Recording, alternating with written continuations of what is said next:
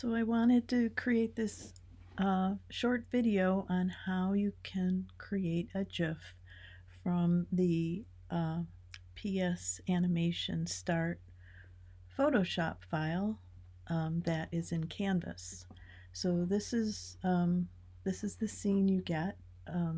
There's the UFO, the human, the beam, the ground, and the sky are all on separate layers. And I'm going to select this button down here and create frame animation. So this is down here is the scene we have right here. But I want to start this movie with the UFO off of the scene. So I selected the UFO layer and I'm going to pull it off to the side here, and I'm going to unsee the beam. So this is our first frame now, right here, and there it is right there. And this is the button that you use to duplicate that frame again. So I'm going to take the UFO and bring the UFO overhead. So I think it's right around there. And then I'm going to, this button here is for the in-betweenies. So what it does is it creates a frame or 5 frames in between the first one and this one. You can select the first frame or the previous frame, which is the first frame, and it's going to add 5 frames. You can change the number in there, but I'm going to leave it at 5 and hit OK. So you can see it created 5 frames between frame 1 and what was frame 2. Now this frame is frame 7. And these buttons down here, this far left one, takes you to the first frame, and if you press the play button, you can see that the UFO flies in. So I'm going to create another, take this 7th frame and duplicate that and add the beam. Then I'm going to duplicate that and take this human and move him up just to the point where you can't see his head popping out. And I'm going to do this technique again. 5 frames from the previous frame. I'm going to hit OK, and then go back to the beginning of the movie. And I kind of like how that's happening there. And I'm going to duplicate this frame. And this last frame, I'm going to get rid of the human. So you can see this is the previous frame, this is the next frame. His feet end up in the UFO. So now I want to duplicate that frame again and get rid of the beam. Then I'm going to duplicate that frame again and again, and this time I'm going to select the UFO and have it go off the screen. So if we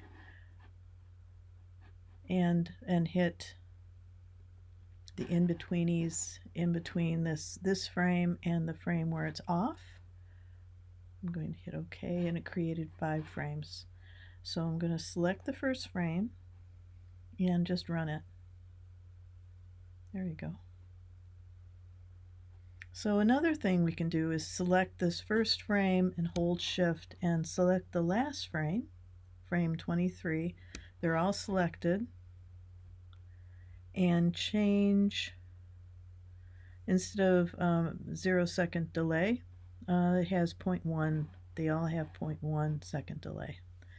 And you can hit play. So it goes a little bit slower And you can change, individual frames, but we'll just keep it like this. And go to File, Save As. I'm going to save it on my computer. I'm going to call it UFO. And with the PSD suffix on it, you're going to save it as a Photoshop file. It's a format is Photoshop. I'm going to save it to my desktop and click Save. Oh, I already have one called UFO. I'll call it UFO 1 and hit Save, hit OK. So you always want to save it as in the format that you've created it in this case, Photoshop. So now I want to export it as a GIF. So you go down to from File to Export to Save for Web. And it's thinking a little bit there. And a screen will come up. Here you go. And I'm going to reduce this because it's pretty big. And the actual size is 3,508 pixels. So I'm going to make it 600, and you want to make sure that this is linked. So the width is 600 and the height is 424. And if you select this button down here, it says Preview. We can preview this in a web browser. So here is my web browser, and you can see what it looks like on a web browser.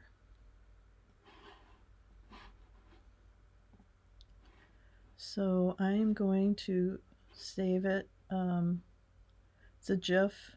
This is a GIF. And I have it looping, so it goes over and over again. And I'm going to select Save.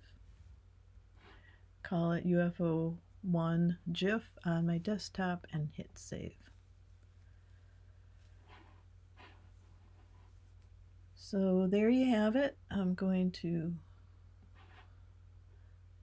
there it is, the UFO 1 GIF and UFO PSD.